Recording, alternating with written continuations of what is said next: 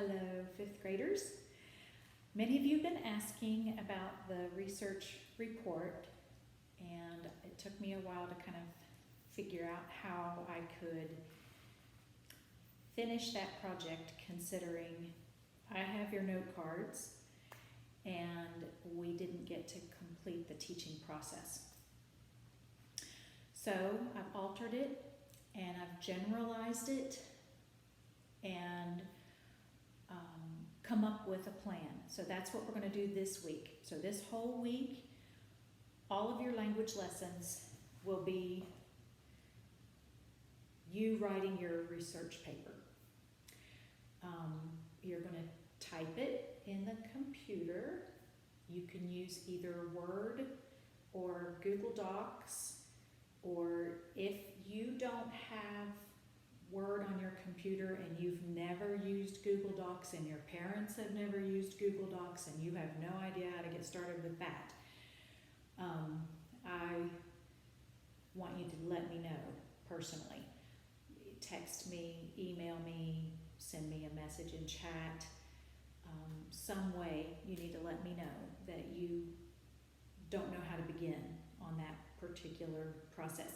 Because what I'd like you to do is try to utilize this time to teach yourself something new, and namely how to write a paper using a keyboard. And that would give you another benefit to having written it, because we were going to write it in class on paper. So I have behind me the format and some things to remember, and I'll take a picture of that and include it as well, but I want to talk through the parts on the board while we talk about the project. First of all, you have your outline. You're going to utilize your outline because you should have your major facts already on your outline. So as far as facts go, you should have enough to begin with. All right, your report will officially be due Friday, April 17th. If you need more time than that to write the report, let me know. But I'm going to be looking for it April 17th. You may even have it before that. We're going to cut it in half, first of all. It was supposed to be 400 to 500 words. We're going to cut it to 200 to 250 words. Secondly, use your outline. If you have missing facts from your outline, because some of you did have some missing facts from your outline, then go ahead and look them up on the internet. I would suggest, if you look them up on the internet, that you just write a fact card about that fact, or write just the fact information in your outline, and don't try to read the entire article that goes with it, because at this point we don't want to cloud our minds with some other writer's thoughts, because we want to avoid the idea of plagiarism altogether.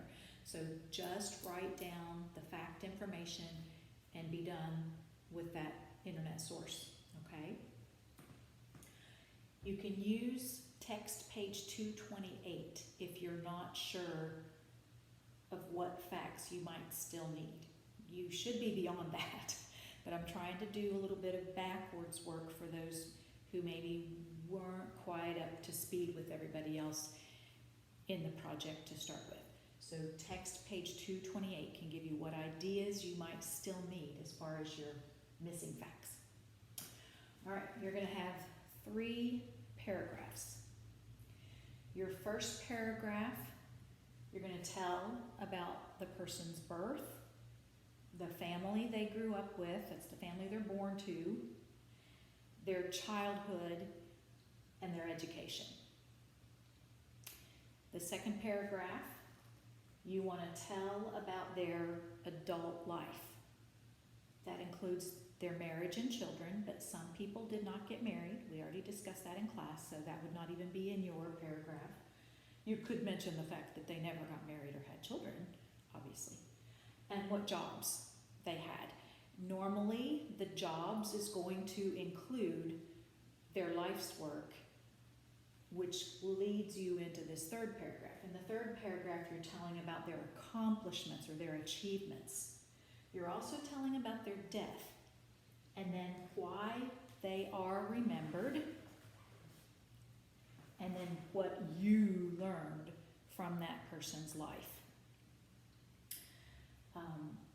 Number 4 is very important because number 4's parts do not go in a specific paragraph. It's going to depend on the person. But don't forget to include influences. That could be people or circumstances or both that caused them to want to accomplish things or achieve things. You want to also include their character traits. I would prefer to see 3, but I'm limiting it to 2 because we're shortening our paper considerably. And then interesting stories or facts about his or her life. You want to include stories that back up what you're saying about their influences, that back up what you're saying about their character traits. So you're going to use stories about their life that you remembered from the study that you did, the research that we did before we broke and came home for COVID-19.